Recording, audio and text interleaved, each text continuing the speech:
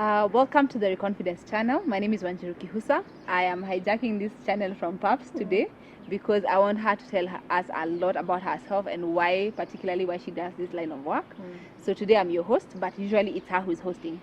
So karibu to your own channel. Thank you. Yeah, that sounds weird. Karibu to your own channel. Thank you, Wanjiru. Yeah, so I have known you for many years. Before, because we have worked together. We've worked actually together for like 5 years. Yeah. Yes. And so I think I may not be the best person to introduce you, but I could know something about you. So I have seen you transition from a counselor, because that's how I met you. You were offering counseling. And then I have sat in your class as you've done coaching, and I have enjoyed both services. So, but before all that came to be, let's go back a bit. Talk to us about who's Paps, where did you grow up, what was your childhood like of all the places, where would you go into coaching and being a counselor? Yeah. Hi guys, my name is Paps Wanyugi. I'm the founder of ReConfidence channel and your partner in creating the life you desire and deserve. Good to have you, Wanjiru. Yeah. So now going back way back, I will actually start from my childhood. You know, just thinking about how confidence fizzles, because ReConfidence is about confidence conversations. Yeah, where does confidence go to? Because I mean, when we were born, we were confident. Totally. Can you imagine you are the sperm that won, you ran like crazy. Kachomoka. Yeah, and you can imagine some of us probably were rape babies, you know, one night stand. Yeah. But you did care. You ran to the very end. I mean, we started life with victory, with confidence. Actually, we were. Even our origin, like even the time we were born, we didn't care that our mothers were going through hell. Yeah, we just showed up. Here, I'll show up. You just go through your stint and then ukimaliza, this is me. And so there's something unapologetic about children and about how we grow up. Okay. Oh yeah. So where did you grow up? I grew up in Eldoret. That is way back then. And I remember when I was 2 years old, the doctor looked at my mom after an eye clinic, and he was like, we are not sure she will see, at least not for long. Yeah, she will not see, like let's say by the time she's around 5, she'll be blind. Actually start looking for a braille and a blind school for her. My God, those are some news to receive, as a mother. Oh, yeah. At least now we are thinking about your mom at the time. Yeah. And I remember that I had eye issues growing up, and that was part of my loss of confidence, because first of all, children used to laugh at me, because you have eyes that are cry, you know, and you have those how else can I call them apart from matongo? Yes, you know? all over upper. Yeah, all the time. Like you have that salve in the morning when you wake up, your eyes can't open sometimes, and of course I used to feel like, you know, my life is a bit hopeless. This is a wrong foot to start on life. And you know that also means you sit at you try and sit at the front because you can't see very clearly. Your academics literally is affected. I mean, actually it was a struggle for me all along. And the fact that sometimes your eyes were so bad you couldn't even go to school. You know? Yeah, and so now starting off, that was a miss. And of course, that is where now my confidence, in terms of even not being able to recognize people from far. I still have an eye challenge. Actually, people usually see a squint after a while. They're like, "Mama, nafanyanga hivi," and I'm like, "This is a miracle that you can even just basically supposed to be blind." Yes, and of course, this keratoconus condition requires a whole surgery. Sometimes I just think this is also a beautiful way of enjoying God's grace. Yeah, because I know it could have been worse. Yeah, and of course, I remember when I went to Hosi, they were like, right now you are past teenage, you can't go worse than this. Like it's now normalized. And of course, now growing up, we were Doremi kids. Yeah, actually, I was about to ask you that, because I know that's not something you go to a clinic. It's not like you have money just settled aside for any new surgery we need to do. You know, so we are covered. So when your mother is told that she may be blind by this time, it's not like she had money just to pick up. She had other kids she was looking after. There were not even options for surgery back then. Maybe it's because of technology or what. Yeah, and of course, probably they didn't have enough information. Probably it was something manageable, maybe even by specs or anything. Yeah, but now, growing up, we were also, actually, at some point, we were all sick. Yeah. You know, first of all, my mom was young. By the time she was 24, she had 4 babies. Wow. Yeah, we were 2 years apart. 2 years apart. 24 is a young girl. I know. And now you can imagine raising all these kids, and my dad was a bit absent, you know. Yeah, and just looking at that dynamic back then, it was not easy on her. You know, and so of course trying to raise us, and also she's trying to grow up. There was also a lot of negativity in that space. Yeah, in terms of probably sometimes she was overwhelmed, and she would tell us how she's feeling about everything, which will also make us feel like we're an inconvenience To her. or we are also adding on top of it. And so growing up in that environment, we learn to feel like, we have to play safe and we have to adjust ourselves and make sure that we are not inconveniencing anyone so that we can survive. So now let me go here. So we've been born, our confidence, let's say, starts at 100. Yeah. And the moment we land with 100. With 100, and then we open our eyes, and then someone throws like a comment, kidogo, your eyesight is funny, and you start to just subtract. Actually, so here we are. Now we have stepped into teenage. Yeah. How are you doing? How is this scale on confidence? One of the things about confidence, as we think about it, first of all, how you navigated confidence in that stage is what determines how you navigate confidence here. Yeah. So first of all, I learned in high school at 12. And then very tiny. Yeah. Yeah, walinda kwa store and there was no uniform that could fit me.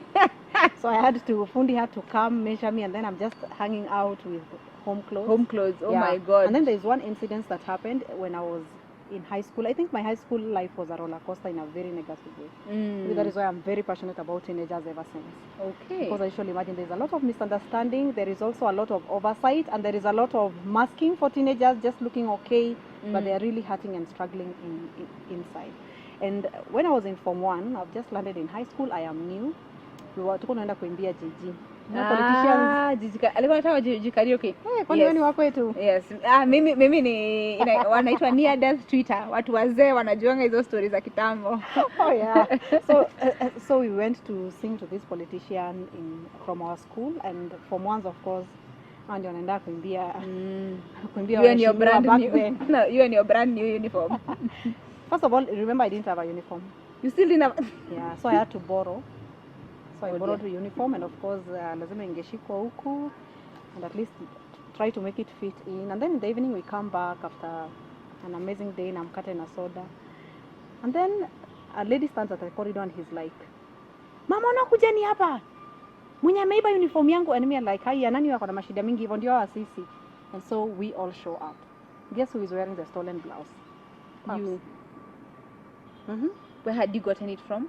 I had been given. Do I remember who gave me? I mean, I'm new, so I just went inside in a blouse. And then what happened? I was mob justice in Form 1. Are you serious? Yeah. Mob that is justice. So cruel. And you can imagine now I come from a place where I don't want to feel like an inconvenience. So what did I do? Shut it in. Yeah. I never told anyone what happened. By the time I was third term in Form 1, I'd lost almost everything. I think I only had a mattress and a box and a blanket. Everything stolen. First of all, I've lost confidence totally. Yeah. I don't even believe in myself. You've gone into such a cocoon, you just want to disappear, literally. There. Yeah. So third term, that is when one of the girls whose sister was in a school that my elder sister was in, the sister was there. So both of them are a bit bigger. A bit more senior. So when we closed school in second term, my sister has already told the sister, my sister went to Ndurumo, and then now this other one is like, yeah, my sister is also there. So that is when they compare now. So when this one goes back home, it's like, guy, guess what? Takile sister Iva, she goes through so much. She's going through hell in school. There's a time she was mob justice and all. So my sister is the one who came and told my mom. And then that is when now my life looked like a serious crisis, and now I had to be changed schools. And so Form 2, still the unconfident girl goes to another school. Oh my, people imagine that moving schools is yay. Imagine. But that's you being new all over again. And one of the things that I also encourage parents, okay, sometimes it can be life-threatening, especially when it's extreme bullying. But sometimes letting your children win their battles is very important. Don't just change them at the slight of any little challenge they are going through. They don't like food, you change them school. Yeah. They don't like a certain teacher, you change schools. Because sometimes when they win their battles, that is how they grow themselves. In confidence. Yeah, because a new environment is still new challenges. It doesn't mean the new place will be totally perfect.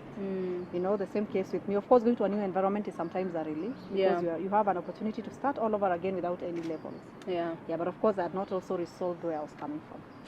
So teenagehood, I battle still with the eye challenge. I still had the eye issue. So to get preps, I'll just lie on the desk when my eyes refuse. I'll just lie there and wait for time to wrap up. And of course now when you see yourself failing, you become more discouraged. You feel helpless, that there's nothing I can do about it. And of course I was still struggling in sciences. They were never my strength. Even now, I remember even for MBA, I was still going for tuitions. You know, like Yeah. maths, even calculating distance. Ukiniambia kona mbili, after that I'm lost. I'll just be like, just tell me the landmarks. I'll go asking. That is social, more than the calculation. Yeah, and so now, out of high school, and of course didn't perform so well. But I remember my turnaround in teenagehood was in Form 3 when I gave my life to Christ. That was actually the end of Form 3. Yeah, and I'm glad that it's 20 years. Wow. Yeah. Wow. Really been a journey. What exactly changed? Like, is it like, because I can only imagine there was no external change to see. Nothing. It's more internal. But what exactly happened to your heart at that point? First of all, one of the things that changed about coming to Christ was hope. I think I was at the brink. I remember I'd gone to visit my auntie and I just woke up in the middle of the night. I was feeling so much despair and overwhelmed. I was feeling suicidal. I was feeling hopeless. I just woke up and sat on the floor. I don't remember. It was just dark. And I'm sure it was probably past midnight. And I broke down. I sobbed. I cried. I don't even know what time I was done. But by the time I picked myself up from there, I just felt like my life has looked up. And I remember that time, like I was so hopeless because I was a D student. Yeah, I remember telling God, if you give me a C+, I will serve you for the rest of my life. Like I was not even ambitious. Yeah. I didn't want to be a Wanjiru and get A's. I just wanted a C. And you can imagine God gave me a C+. Wow. Yeah, like the following year. And for my parents, that was actually a miracle because I was that person. They were like, huyu tu acha amalize shule. Yeah. At least amalize from a particular certificate. Yes. Okay, so here you are. There's new hope. It of course does not mean all our troubles go away because that now we are born again. But now you finish high school, and that becomes usually this big hype of out there. Yes. Yes. Life out there, as if it's usually a foreign, as if we are moving to Mars. Yeah.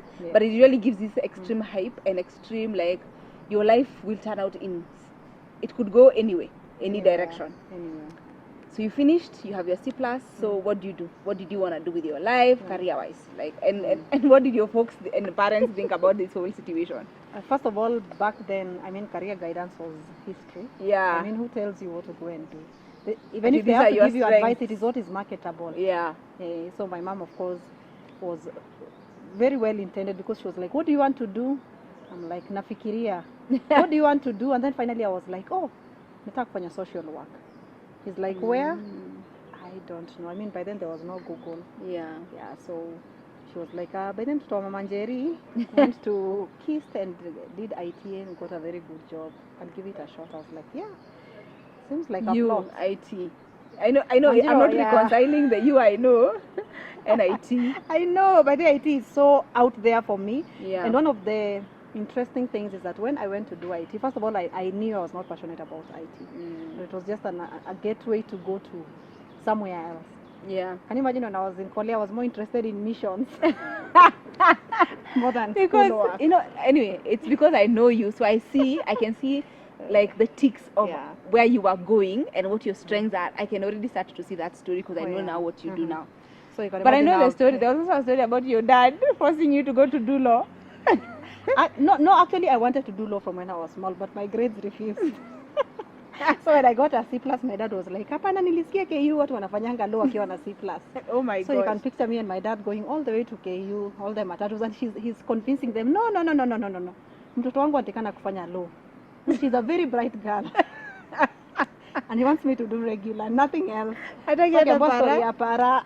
You can't believe by the time we were living there, he went and told my mother he wants to sell the house so that I can go to school. My mom was like, hey, kuja atakuwa na kaa juu ya mti. Na hakuna watoto wengine nyuma yake, so I mean, hao wengine watasoma nini? She's de la cream. Yeah, so it was just annoying back then. Right now it's funny. Yeah, and so you can imagine when I went to KIST. First of all, they had a disclaimer. You cannot join more than 2 ministries. Umekuja hapa kusoma, si huduma. But Paps was in everything. Niko missions, niko worship team, niko choir, masi ministry, remember when I children's home. Like I was doing everything. I used to feel so passionate. Every holiday I'm on the crew to missions, and I would actually say it is through that I actually discovered the bigger picture of my life. It's like in KIST, that is when I discovered my calling. Yeah. First of all, we had even a children's home that we used to support as a college, and it was we were supposed to adopt children and mentor them, like adopt. Yeah, and can you imagine the guy that I adopted? I followed him even after I left KIST. I would go and visit him in school on visiting days. I'll just take to him buns. Not just zile buns inakuanga sita za super. Yes. Yeah, and na soda moja, and then they will share with the other kids who are from children's home in that school. And now coming to recent years, you will actually remind me I'm the only person who used to visit him in school. Wow. You know, back so you then, see, I think it's what we were having as a chat before we started doing today's episode. It's like truly the path gets clearer with time. Imagine. And nothing is wasted, because even your time in KIST, the IT itself may not be used, but it set for you a background of even what you're still doing today, serving other people. Yeah, and even if you took that situation of that child in isolation, imagine your time in KIST was then not a waste. It was not a waste. It was not a waste, and of course also getting opportunity to practice mission, to practice ministry, to practice preaching, to practice, like all those things were nurtured there and that is actually one of the places where my confidence started coming up. Of course, in the village, back at home, everybody is a pro. Even in the worship team, unless ukwe back up. Actually, there's a guy who had ever told me that, hey, yo, sauti yako unless kwa keyboard ya binguni. So you can imagine, I'm now coming to KIST and everybody ni watu wametoka kwenye kunembango na ndarama. Like I was the one who used to know how to follow the beats, to follow the key beats. Yeah. And then now coming into that space, you gain confidence. Yeah, you used to look like someone who has come from Tao. Like that one alone gives you a boost. Yeah, that was a serious boost for me. And the other thing also about KIST was that I was also a leader, like in the Christian Union with time. Yes. So being responsible for something, making and for decisions. People, making decisions. Yeah. Like all those things were actually crafted, and they started coming up. And the other thing, Wanjiru, I didn't even tell you that guy was a best. He was a guest of honor in our wedding. Are you serious? Yeah, that guy from children's home. Wow. He gave us 10 G's. Are you serious? Like God just stands around. Bought his suit cash for being the groomsman. Wow. Yeah, like his life just turned around. And the other thing that also happened in KIST as a landmark was also a girl that I met there, and she's actually our sister now.